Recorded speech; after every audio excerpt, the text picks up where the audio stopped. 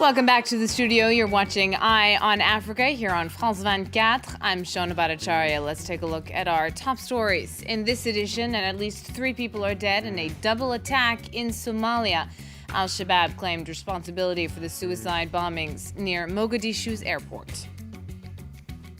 Targeting ill-gotten gains, the son of Equatorial Guinea's president is on trial here in France. Teodoro Obiang is accused of amassing several multi-million-euro properties and a collection of sports cars using allegedly stolen taxpayers' money. And taking their grievances to court, Congolese students in Tunisia demand reform and support following a knife attack late December in downtown Tunis. Sub-Saharan Africans say they're the victims of racist comments and behaviours. The attack took place near Mogadishu's airport, close to several embassies, aid groups, and telecoms companies. At least 3 Somalia security officers were killed in the double blast that also damaged the front of a nearby hotel.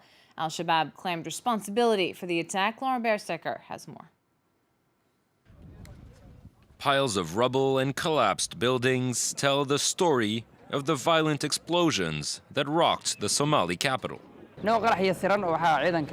2 blasts occurred here, but the second was the biggest and the deadliest one. There were several injuries and deaths.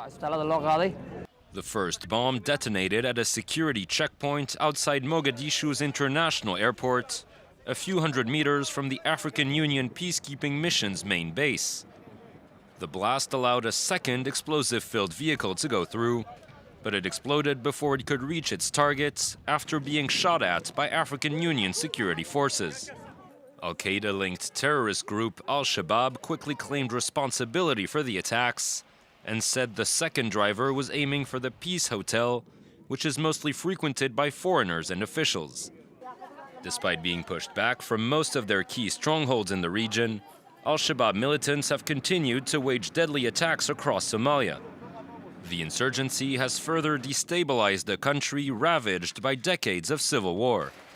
Somalia's presidential elections, which analysts say are a key step towards recovery, have been delayed multiple times for security reasons.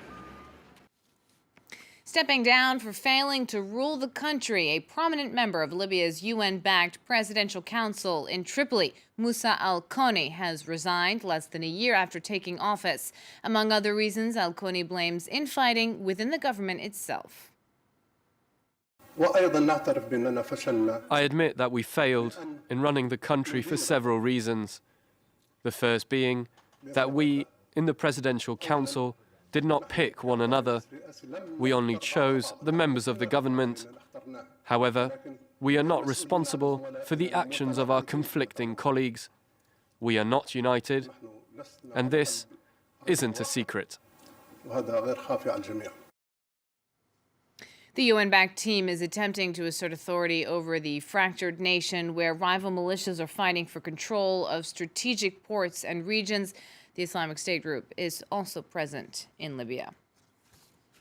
4 people are being questioned over the murder of Burundi's environment minister. Emmanuel Niyonkoru was attacked as he was on his way home in Bujumbura, the capital, soon after midnight on Saturday. He's the first senior government figure to be killed since President Pierre Nkurunziza declared he was running for a 3rd term in April 2015. At least 450 people have died in clashes between protesters and security forces since then. Clamping down on civil society in Gambia. 3 radios, a Teranga FM, Afri Radio, and Hilltop Radio were closed on Sunday by police and the National Intelligence Agency. The move comes as incumbent leader Yahya Jammeh refuses to step down despite election results clearly showing his rival Adama Barrow to be the winner of the December 1st poll. According to officials from ECOWAS, West Africa's regional body, Senegalese troops are ready to intervene, a move Jammeh says he would interpret as a declaration of war. Combating corruption from afar. France is placing the son of the president of Equatorial Guinea on trial. Teodoro Obiang, who is also the country's second vice president, is suspected of spending funds obtained illegally in Equatorial Guinea on real estate and sports cars here in France, totaling 100 million euros. Obiang was not present in the courtroom, however, and his legal team is seeking to postpone the trial. Claire Williams was there. It was a real battle today in the courtroom between the defense lawyer representing Obiang and the lawyer representing the civil parties. The defense lawyer, Emmanuel Marcigny, said that he hadn't been given enough time to prepare for the trial. And he also said that really this was not a French affair, that there was no reason why an African politician should be tried in a French court for alleged crimes that he didn't actually even commit against French people or the French government. We caught up with him a little while ago outside the courtroom just as he was leaving, and here's what he had to say. Emmanuel Marcigny, the lawyer for Obiang. The time he was given to prepare his defense wasn't sufficient compared to what is usually given, and this prevented him from getting ready properly, as is needed for this kind of case. Of course, this trial is 10 years in the making. Anti-corruption groups, Transparency International, Sherpa, they have been trying for 10 years now to try to get Obiang put on a trial here in the French capital. They're accusing him of using taxpayers' money gained from taxes on the timber industry in Equatorial Guinea to fund his very luxurious and expensive lifestyle here in Paris. A savage attack in Tunisia highlights what Sub-Saharan Africans are calling overt racism. 3 Congolese students were assaulted with a knife in downtown Tunis late December. Civil society organizations say black Africans suffer from near constant taunting and accuse authorities of dragging their feet in addressing the issue. Sandra Lutiens and Hamdi Tlili met with the attack victims. They bring you this report. 2 students from DRC went to the courthouse a few days after the attack, where they met the judge and told their story one more time. They say they were assaulted and stabbed in central Tunis. He came from behind and stabbed me once, and when I turned around, he stabbed me again. I'm restless. I'm scared now every time a Tunisian insults me, saying we're monkeys. That's how they insult us. They tell us to go home. They don't want us here. It is only the latest in a long line of racist attacks and insults. The government now calls for a national strategy to change mindsets and for a law to fight discrimination. It's a specific part of the population which are racist and behave this way. A state of human rights is not a state where there is never an act of racism, but where acts of racism are punished by law and where legislation is made to initiate a change in behavior. But the new reform is not enough for these Sub-Saharan African students. They say racism is not their only problem. Expensive residence permits and slow administrative procedures make things worse. Racism exists everywhere. Our focus is on the administrative problems and the lack of security to protect us from the dangers we encounter. The police won't listen to us. That's also a form of discrimination. The student organization polled 400 of their members. All said they wish to leave the country. 7 years ago, 13,000 Sub-Saharans studied in Tunisian universities. That number has dropped by half. Lining the bench, Ghana's Black Stars football team has been chosen ahead of the Africa Cup of Nations, or AFCON, later this month. Ghana's national team is a force to be reckoned with on the pitch, though it hasn't won a tournament since 1982.